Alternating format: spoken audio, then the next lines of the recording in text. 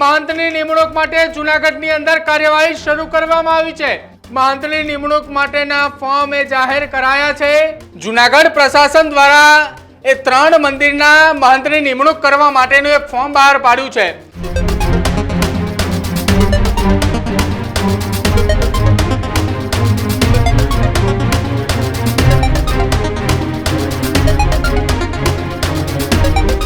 નમસ્કાર, આપ જોઈ રહ્યા છો ન્યૂઝ રૂમ ને આપની સાથે હું છું પ્રદીપ। સમાચારોની શરૂઆતમાં એક મહત્વપૂર્ણ સમાચાર। જૂનાગઢના ભવનાથ મંદિરના મહંતની નિમણૂકને લઈ સૌથી મોટા સમાચાર સામે આવી રહ્યા છે। જૂનાગઢમાં એક સાથે 3 મંદિરના મહંતની નિમણૂક કરવાની છે। આ તમામની વચ્ચે પ્રશાસનના એ અરજી પત્રકને લઈને સૌથી મોટા સવાલો ઉઠ્યા છે। મહંતની નિમણૂક માટે જૂનાગઢની અંદર કાર્યવાહી શરૂ કરવામાં આવી છે। જૂનાગઢમાં મહંતની નિમણૂકની માટે કાર્યવાહી શરૂ થતા 3 અલગ અલગ મંદિરમાં મહંતની નિમણૂક કરવાની છે। આ તમામ મંદિરની વાત કરવામાં આવે જેમાં સૌથી પહેલા ભવનાથ મહાદેવ મંદિર, અંબાજી મંદિરની અંદર મહંત નિમાશે અને આ મહંતની નિમણૂક માટે ફોર્મ પણ જાહેર કરાયા છે। ભીડભંજન મહાદેવ સહિતની જગ્યા ઉપર મહંતની નિમણૂક કરવાની છે। મહંતની નિમણૂક માટેના ફોર્મ જાહેર કરાયા છે। જાહેર કરાયેલા ફોર્મને લઈ મહંત બનવા માટે ફોર્મમાં 13 મુદ્દાઓ માટે આપવી પડશે સ્પષ્ટતા। અરજદારનું નામ, સરનામું સહિતની માહિતી આપવી પડશે। આ સાથે જ કોઈ ફોજદારી કેસ દાખલ થયો છે કે કેમ તેની પણ વિગત આપવી પડશે। મહંતની આવક અને રિટર્નનો સ્ત્રોત શું હોય છે તેને લઈને એટલા માટે સવાલો ઉઠી રહ્યા છે કે મહંત બનવા માટે છેલ્લા 3 વર્ષના આઈટી રિટર્ન પણ આપવા પડશે। આ જૂનાગઢ પ્રશાસન દ્વારા જે એ અરજી આપવામાં આવી છે, જે ફોર્મ બહાર પાડવામાં આવ્યા છે જેમાં અલગ અલગ મુદ્દાઓ લખાયેલા છે, એમાં સૌથી મોટો મુદ્દો એ છે મહંતની આવક શું અને આવકનું રિટર્ન કઈ રીતે ભરે। આ આખી ઘટનાને લઈને હવે સવાલો ઉઠી રહ્યા છે। ભવનાથ મંદિર, ભીડભંજન મંદિરના મહંતને લઈને એ નિમણૂક કરવા માટેની આ શરૂઆત કરવામાં આવી છે। જો કે છેલ્લા કેટલાક સમયથી ભવનાથ મંદિરના મહંતને લઈને વિવાદ ચાલી રહ્યો છે। જ્યારથી મહંતની નિમણૂકને લઈને ચર્ચાઓ ચાલી છે ત્યારથી જૂનાગઢની અંદર અનેક એવા ઘમાસાણો થયા, અનેક એવા વિવાદો થયા, આરોપ પ્રત્યારોપ પણ લાગ્યા અને આ તમામની માટે મહંત બનવા માટે છેલ્લા 3 વર્ષના રિટર્ન સામેલ કરવા પડશે। એ વાત જે આવી રહી છે તેને લઈને હવે સવાલો એ ઉઠી રહ્યા છે કે જે મહંત છે એ મહંતની આવક અને રિટર્નનો શું સ્ત્રોત હોય તેને લઈને એક સવાલ ઉઠી રહ્યો છે।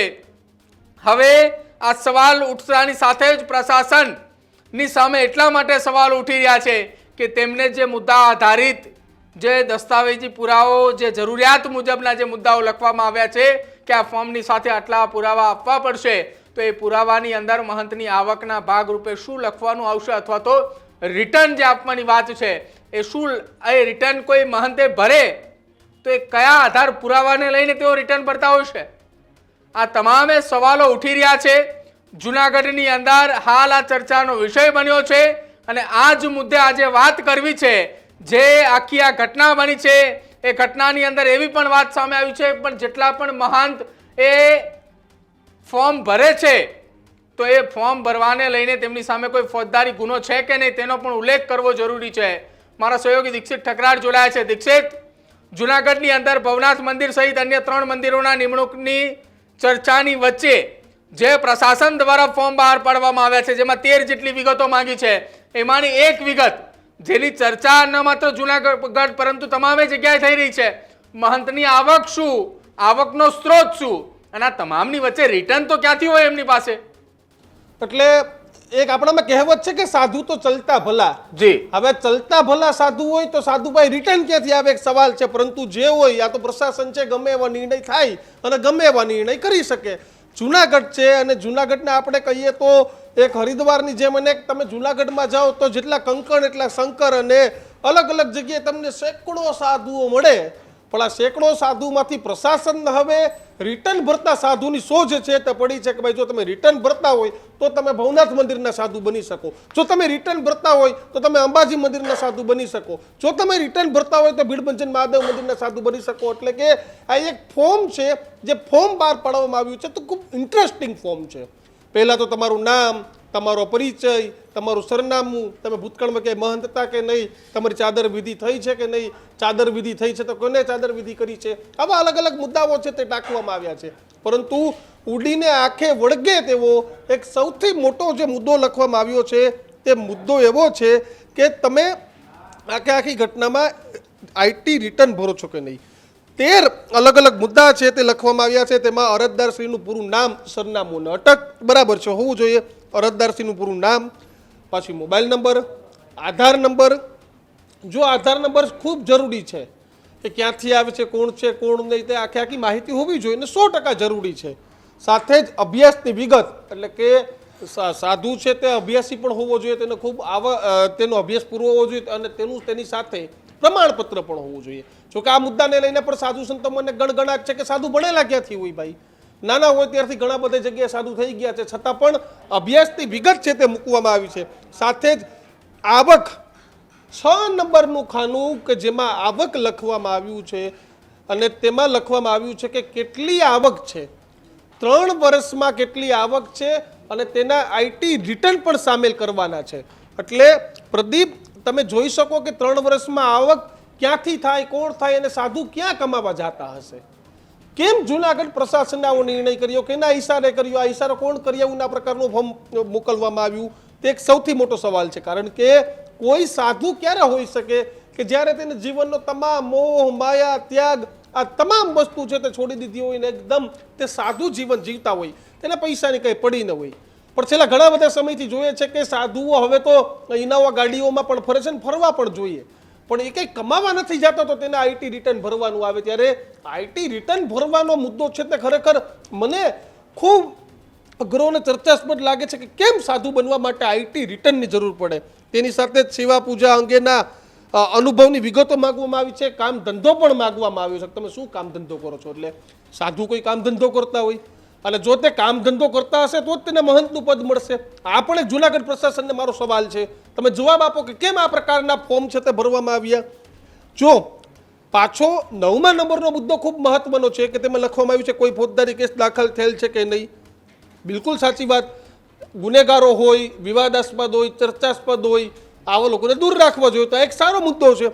તેની સાથે જ લખવામાં આવ્યું છે કે જો હા તો તેની એફઆઈઆરની નકલ રાખવી, જો તમારા ઉપર એફઆઈઆર થયેલ છે તો તેની નકલ રાખવી. કારણ કે અગાઉ જુનાગઢમાં અનેક એવા વિવાદાસ્પદ આપણે સાધુઓ છે તે જોયા છે કે જે જમીન હડપવા, મંદિરો હડપવા, મંદિરો પર કબજા કરવા માટે કેવા ષડયંત્ર કરે છે અને કેવા પ્રકારના કાર્યક્રમો કરે છે, તે આપણે ઘણા બધા કાંડો છે તે જોયા છે. તેની સામે જ હાલનું જીવન તેનું સંસારી છે કે સંન્યાસી, આ મુદ્દો પણ માગવામાં આવ્યો છે. અને તેની સાથે જ અગાઉ મહંતશ્રી સાથેનો સંબંધ, એટલે કે અગાઉ તમારા કોઈ મહંત હતા એની સાથે તમારો સંબંધ જો હોય તો તેના આધાર પુરાવા સાથે પણ મૂકવા માટે કહેવામાં આવ્યું છે.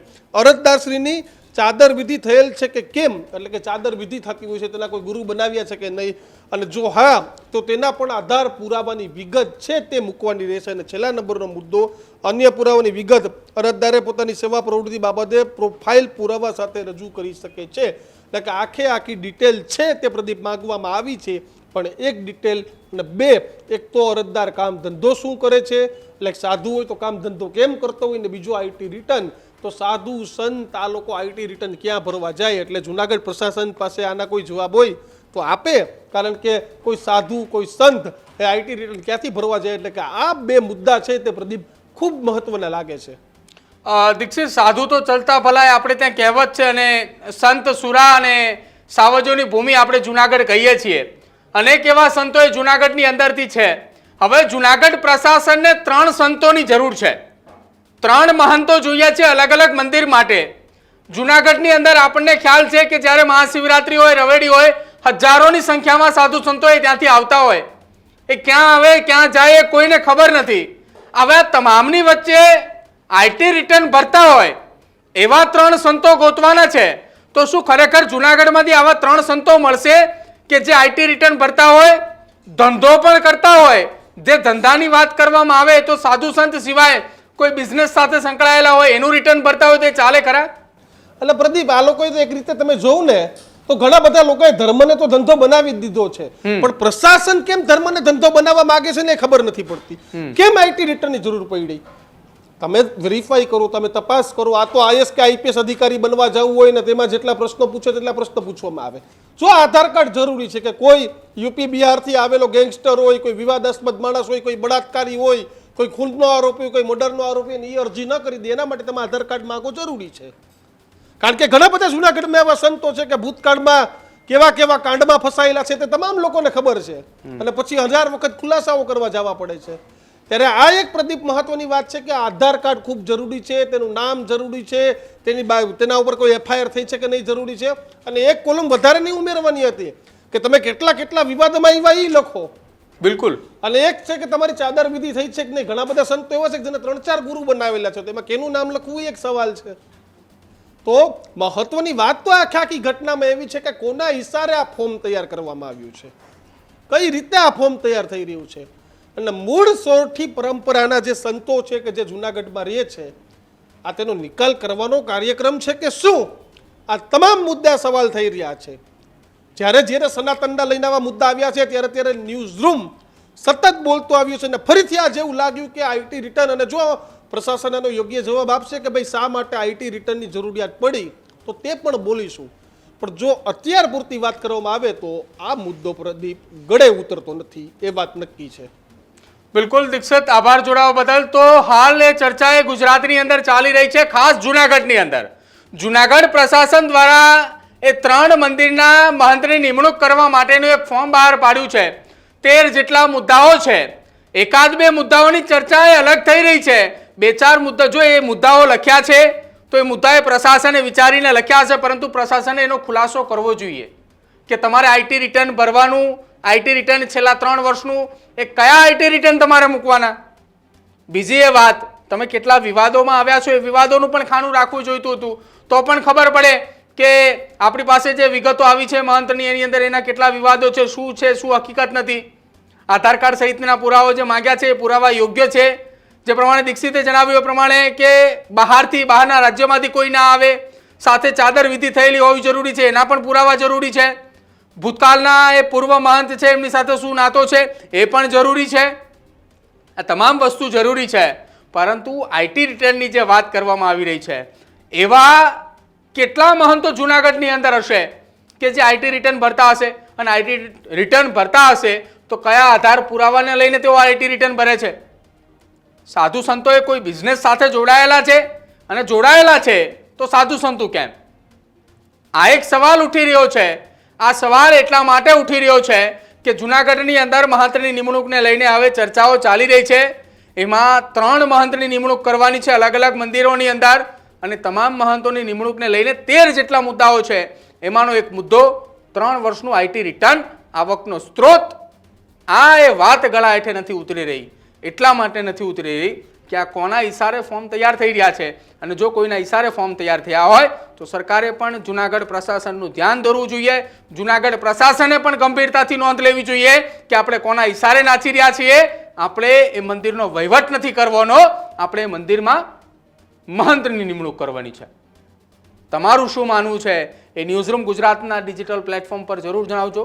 અને જ્યારે ગુજરાતની અંદર સનાતનને લગતા મુદ્દાઓ હશે ત્યારે ન્યૂઝરૂમ બોલતું આવ્યું છે અને બોલતું પણ રહેશે. જોતા રહેજો ન્યૂઝરૂમ. નમસ્કાર.